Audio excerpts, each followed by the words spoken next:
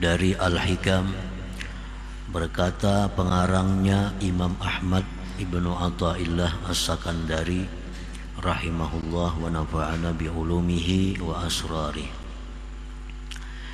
Satara anwaras sarair bi kathaibiz zawahir ijlalan laha an tabtazila bi wujudil izhar wa yunada 'alaiha bi lisanil istihar, yang artinya menutupi Allah Subhanahu wa ta'ala akan cahaya-cahaya yang ada di dalam hati dengan tutupan zahir yang tebal,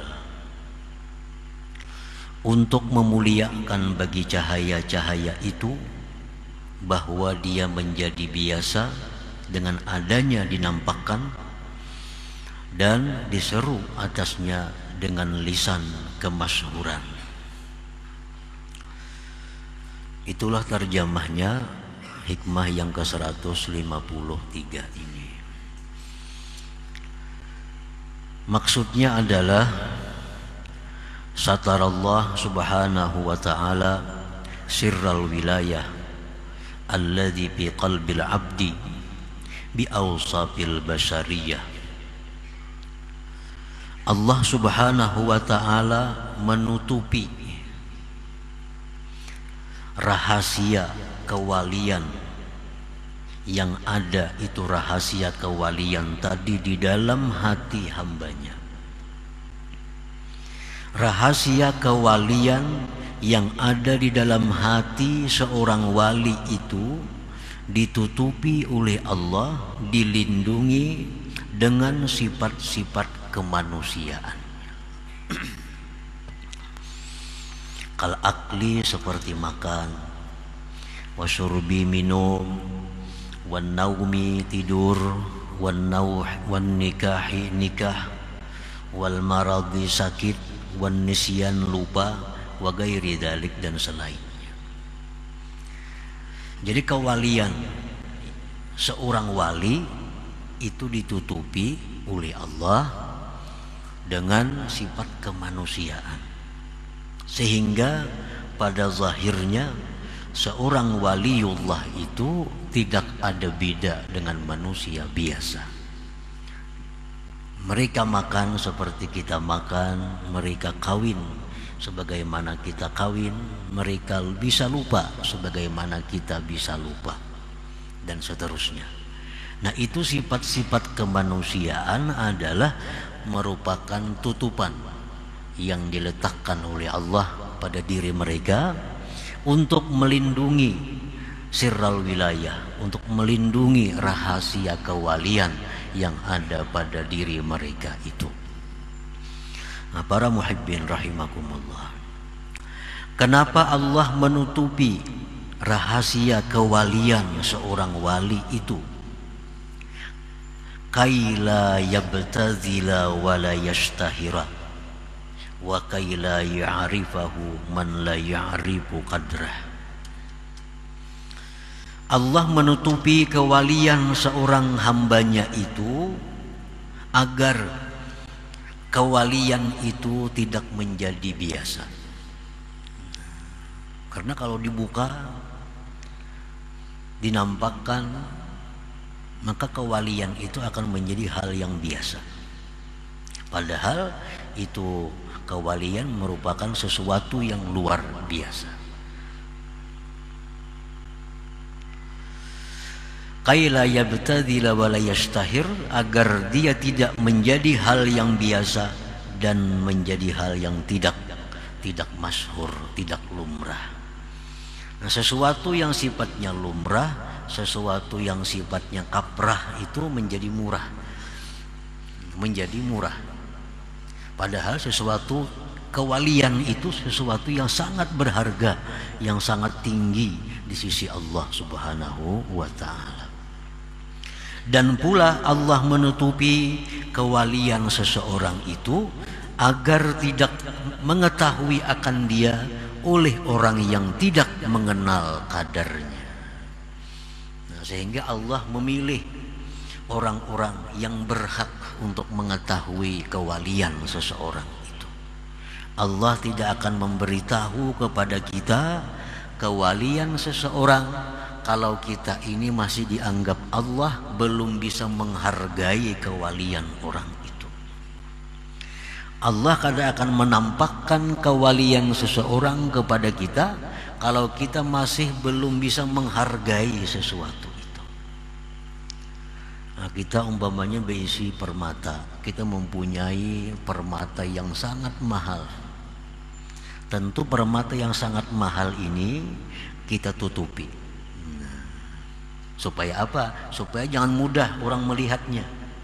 Karena kalau mudah melihatnya, maka permata yang kita punya ini menjadi murah. Nah, ditutupi, ini permata dibuat dalam kain, dibuat dalam serupa, dibuat lagi dalam lemari, sehingga hanya orang-orang tertentu yang bisa melihatnya. Kita kadang akan membuka permata kita itu di hadapan kanak-kanak, karena ini kadang mengerti, bisa dibuangnya. Kanak-kanak diperlihatkan kepadanya permata berlian, umpamanya, ini kadang mengerti, bisa dibuangnya, bisa disia-siakannya. Nah, itulah Allah kadang akan menampakkan kewalian seorang hambanya kepada hamba yang lain kalau hamba yang lain itu masih dianggap Allah belum mengerti, belum tahu nilai apa itu kewalian, apa itu wilayah.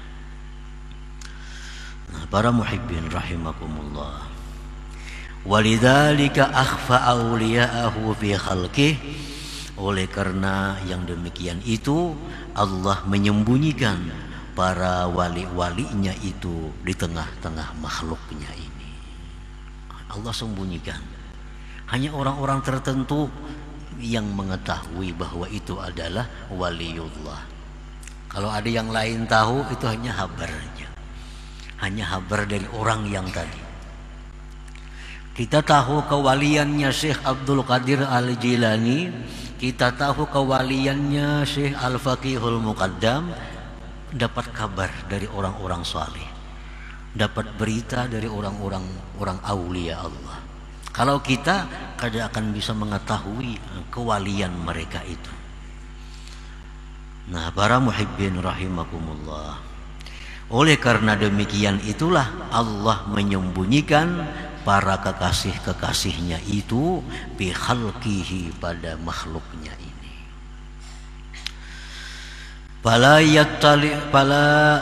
yattali'u alaihim illa man aradallah ay yakhussahu bima khassahum bihi fayuwaffiquhu tasdiqahum wal adaba ma'ahum aw man aradallah makrahu wa khidlanah fala yuwaffiquhu tasdiqahum wal adaba ma'ahum.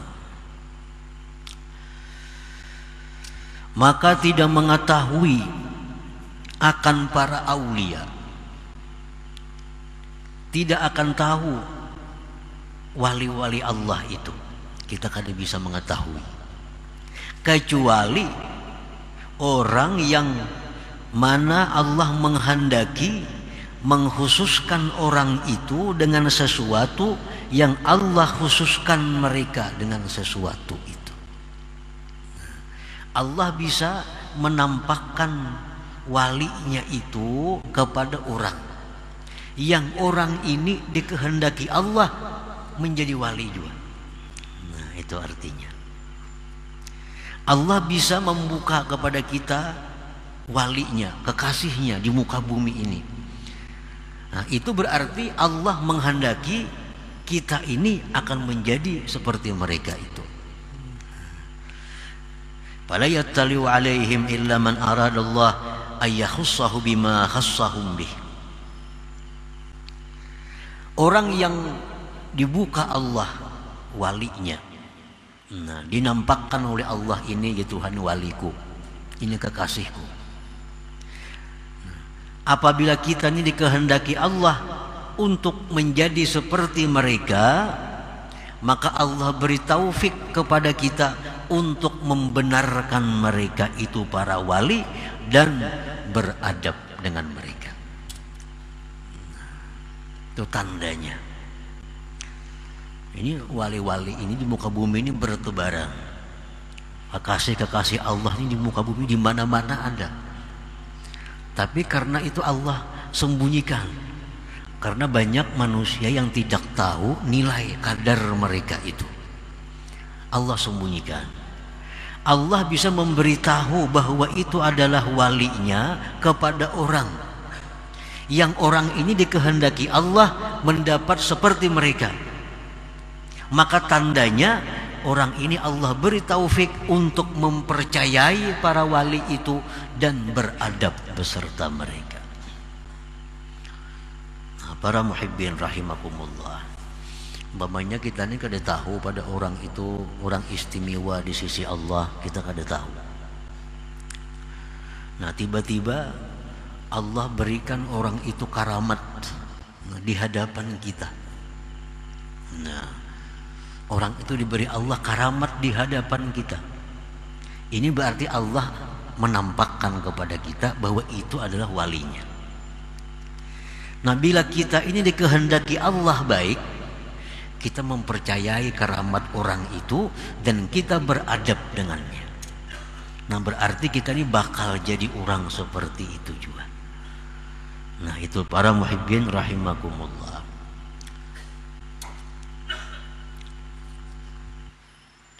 Aw man aradallah makrahu wa khidlanah fala yuwaffiquhu tasdiqahum wal adaba ma'ahum.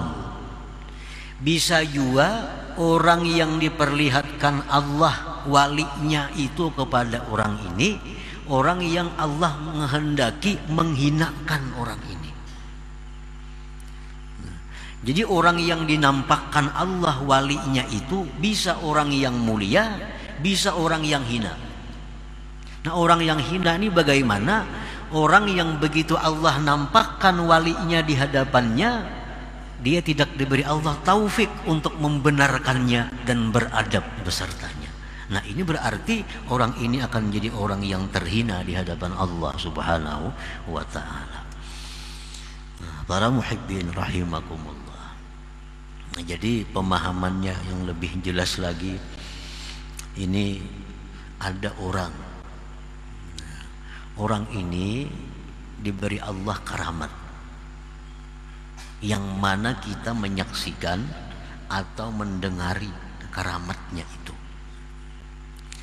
Nah, apabila kita ini membenarkan itu dan kita bisa beradab dengan orang itu pertanda bahwa Allah akan memuliakan kita. Kita akan jadi orang seperti wali itu. Nah, tetapi apabila Allah memperlihatkan kepada kita walinya, lalu kita ini kada diberi taufik untuk membenarkan itu wali, tidak diberi taufik oleh Allah untuk menjaga adab dengannya, ini pertanda bahwa kita akan menjadi orang yang hina di hadapan Allah Subhanahu wa ta'ala. Nah, para muhibbin rahimakumullah, waqad qila, sungguh dikatakan orang, innallah khabba'a salasan fi salasin, khabba'a ridah fi ta'ati fala tuhakkiranna ta'atallah syai'a, wa khabba'a sukhtah fi ma'siyati fala tuhakkiranna ma'siyatallah syai'a, wa khabba'a awliya'ahu fi ibadih fala tuhakkiranna ahadan la'allahu waliyullah. Sesungguhnya Allah Subhanahu wa ta'ala menyembunyikan tiga hal dalam tiga perkara. Pertama, Allah menyembunyikan keridhaannya di dalam taat. Allah menyembunyikan keridhaannya di dalam taat. Artinya di setiap perbuatan taat itu ada di dalamnya keridhaan Allah. Baik taat itu besar, taat itu sedang, taat itu kecil, pokoknya dalam taat itu ada terkandung keridhaan Allah. Maka janganlah kamu meremehkan suatu taat kepada Allah, karena di situ ada keridhaannya. Sekecil apapun taat itu mesti diambil. Artinya jangan dianggap remeh satu taat walaupun kecil, karena di dalamnya itu ada ridha Allah, keridhaan Allah Subhanahu wa ta'ala. Jadi jangan meremehkan perbuatan taat, jangan meremehkan sesuatu yang diperintah oleh Allah, karena di situ terkandung keridhaan Allah Subhanahu wa ta'ala. Misalnya ada duit 1.000 rupiah. Duit 1.000 rupiah ini kita anggap kecil karena kada banyak manfaatnya. Tetapi duit 1.000 rupiah kalau kita sumbangkan, kalau kita sedekahkan, nah dalam duit 1.000 rupiah itu ada keridhaan Allah. Jangan anggap remeh lagi duit 1.000 yang telah disedekahkan itu. Duit 1.000 yang disedekahkan itu jauh lebih berarti daripada puluhan miliar yang ada di deposito kita. Kenapa? Karena duit yang dalam deposito kita, duit dalam tabungan kita, belum tentu ada keridhaan Allah di situ. Tapi duit 1.000 yang kita sedekahkan itu ada keridhaan Allah di dalam uang 1.000 rupiah itu. Jangan anggap remeh sesuatu yang di dalamnya ada keridhaan Allah Subhanahu wa ta'ala. Nah, yang kedua, Allah Subhanahu wa ta'ala menyembunyikan kemurkaannya di dalam maksiat. Jangan kamu remehkan sekecil apapun maksiat kepada Allah. Jangan kamu anggap remeh maksiat sekecil apapun, karena dalam maksiat itu ada kemurkaan Allah. Kemurkaan Allah ini kalaunya menang daripada keridhaannya, kita akan masuk dalam neraka.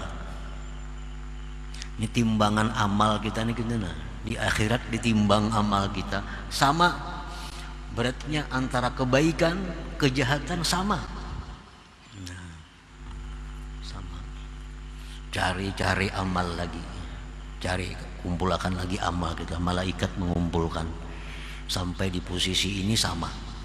Nah, datang amal kejahatan halus saja, kayak rambut diandak ke sebelah kiri, barat ke sebelah kiri.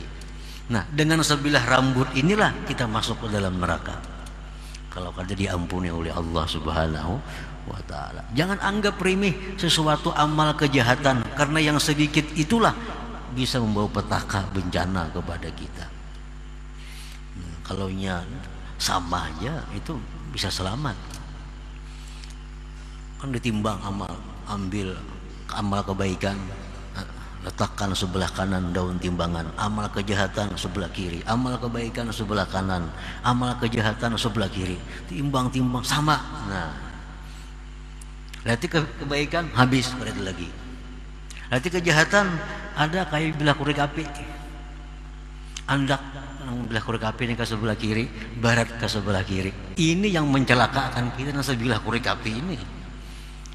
Nah, jadi jangan anggap remeh satu maksiat, karena di situ ada murka Allah Subhanahu wa ta'ala. Nah, Allah menyembunyikan murkanya itu di dalam kemaksiatan. Sekecil apapun maksiat, di situ ada mengandung kemurkaan Allah Subhanahu wa ta'ala. Yang ketiga, wa khabba'a awliya'ah fi ibadih, Allah menyembunyikan para walinya, Allah menyembunyikan kekasihnya di tengah-tengah hambanya. Fala tuhakkiranna ahadan, jangan sekali-kali kamu meremehkan seseorang dari hamba Allah. La'allahu waliyullah, barangkali dia itu adalah kekasih Allah Subhanahu wa ta'ala. Meremehkan, memperinting kekasih Allah itu sama halnya dengan memperinting, meremehkan Allah Subhanahu wa ta'ala. Nah, para muhibbin rahimakumullah, jadi wali-wali ini sembunyikan Allah di tengah-tengah hambanya.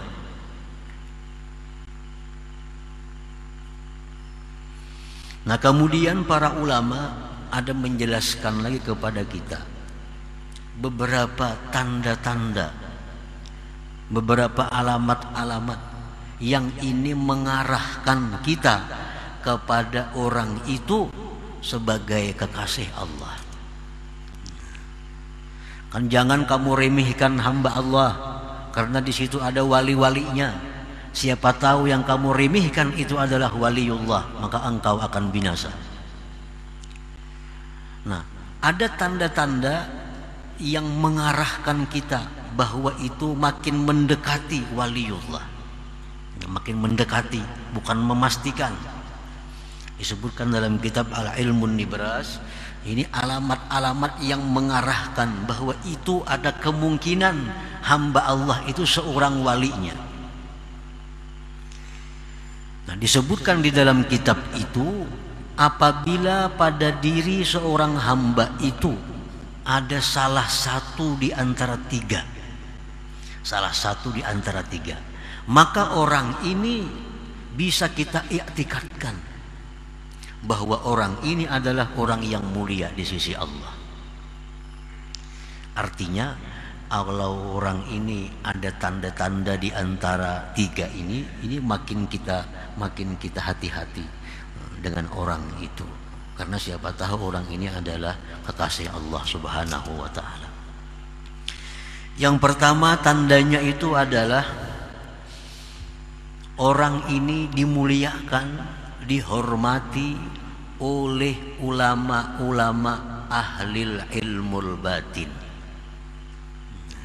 ala ayyi sifatin kan. Nah, orang ini dimuliakan, dihormati oleh para ulama-ulama ahli ilmu batin. Nah, bila ada orang seperti itu, nah ini mengarahkan kepada kita orang ini orang yang mulia di sisi Allah, dan kita makin berhati-hati dengan orang yang seperti ini. Jangan sampai kita kehilangan adab dengan mereka atau tidak membenarkan apa yang mereka kerjakan atau katakan. Nah, orang ini dimuliakan, dihormati, disayangi oleh ulama-ulama ahli ilmul batin, oleh ulama-ulama sufi. Nah, ulama-ulama sufi itu menghormati lawan orang ini, walaupun orang ini misal suka berbuat maksiat.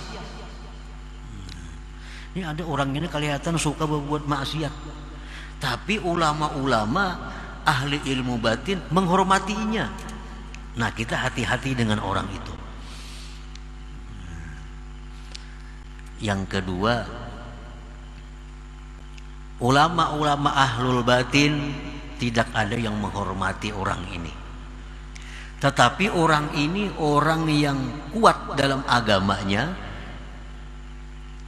dan pada dirinya ada timbul hal-hal yang menyalahi adat, walaupun orang ini kadang-kadang mau melakukan maksiat yang zahir.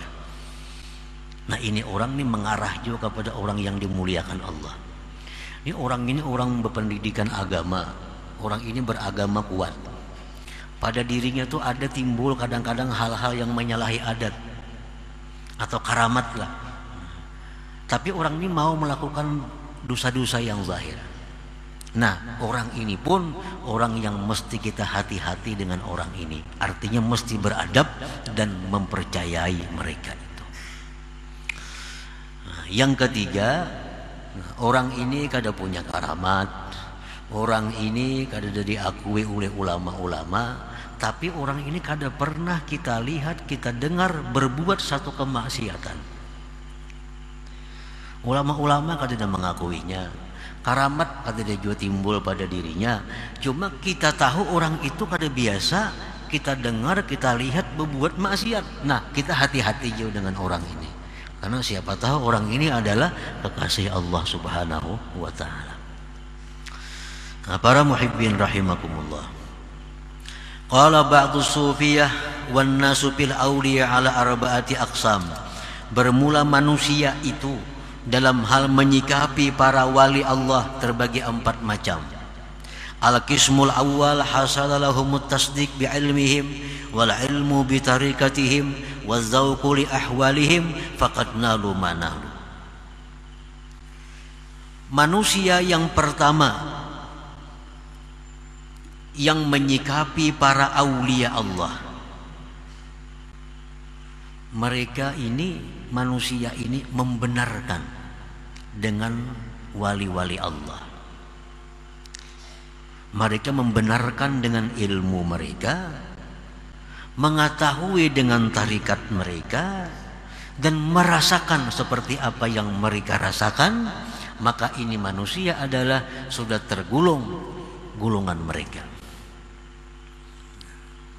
Ini ada orang wali-wali, ada para aulia Allah. Terhadap para wali ini ada Syekh Abdul Qadir Jailani, ada Faqih Muqaddam, ada wali-wali lainnya. Inya percaya dengan mereka, dan inya mengetahui tarikat mereka itu, dan inya pun merasakan seperti apa yang mereka rasakan. Nah, ini orang sudah jelas termasuk golongan mereka. Ini percaya dengan apa yang diucapkan oleh Faqih Muqaddam. Dia tahu tarikat apa Faqih Muqaddam itu, dan ia pun bisa merasakan dengan apa yang dirasakan oleh Faqih Muqaddam. Nah, ini orang sudah masuk dalam golongan Faqih Muqaddam. Itu pertama. Al-qismus tsani, bagian yang kedua di antara manusia, hasalalahumut tasdiq wal ilmul mazkur duna dzauq. Dia mempercayai para waliullah. Dia tahu tarikat mereka, tapi dia belum merasakan seperti apa yang mereka rasakan. Ini apa-apa yang dia Faqih Muqaddam percaya. Jar Faqih Muqaddam aku tiap malam ke surga, percaya inya.